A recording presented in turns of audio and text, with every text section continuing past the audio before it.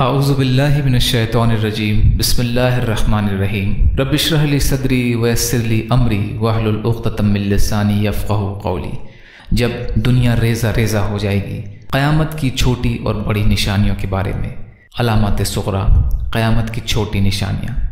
15ویں، کوڑے برسانے والے ظالم حکمرانوں کا ظہور۔ ہمارے نبی اکرم صلی اللہ علیہ وسلم نے جن علامات قیامت کی خبر دی ہے، ان میں سے ایک یہ بھی ہے کہ ظالم اور جابر حکمرانوں کے کارندے لوگوں کو ایسے کوڑوں سے ماریں گے جو گائے کی دم سے مشابہ ہوں گے۔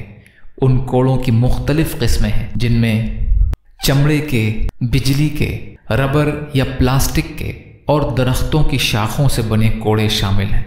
حضرت ابو امامہ رضی اللہ تعالی عنہ بیان کرتے ہیں کہ نبی اکرم صلی اللہ علیہ وسلم نے فرمایا، آخری زمانے میں کچھ ایسے لوگ ہوں گے جن کے پاس گایوں کی دموں جیسے کوڑے ہوں گے۔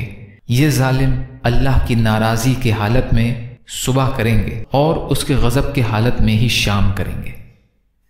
مسند احمد کی روایت ہے۔ حضرت ابو ہریرہ رضی اللہ تعالی عنہ سے روایت ہے کہ رسول اللہ صلی اللہ علیہ وسلم نے فرمایا، جہنمیوں کی 2 قسمیں ایسی ہیں جنہیں میں نے ابھی تک نہیں دیکھا۔ ان میں سے ایک قسم کے لوگ وہ ہیں جن کے پاس گائے کی دم جیسے کوڑے ہوں گے، ان سے وہ لوگوں کو ماریں گے۔ صحیح مسلم کی روایت ہے یہ۔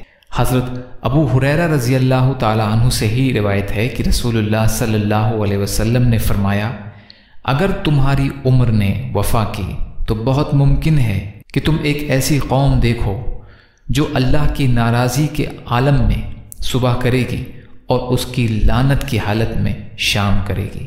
ان کے ہاتھوں میں گائے کی دم جیسے کوڑے ہوں گے۔ صحیح مسلم کی روایت ہے۔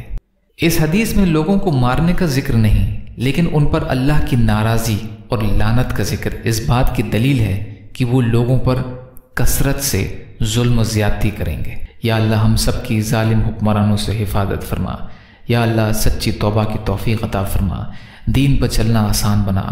یا اللہ دین کا کام کرنا آسان کر دیجئے۔ یا اللہ جنت میں جانے والا بنائیے، جہنم سے بچنے والا بنائیے۔